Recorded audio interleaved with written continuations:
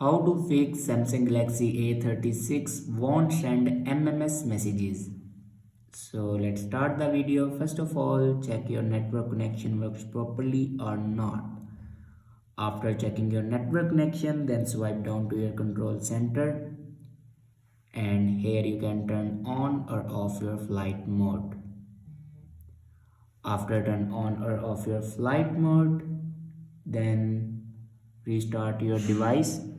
For restart your device, press and hold power button and click on restart.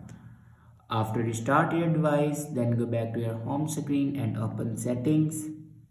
Now scroll down and click on apps and scroll down and open messages app.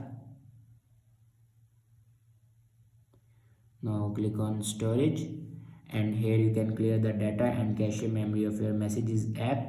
After clear the data and cache memory of your messages app, then go back to the main page of your settings and click on general management and click on reset.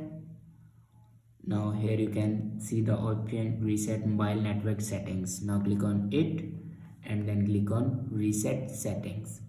After reset the network settings, your problem will be fixed.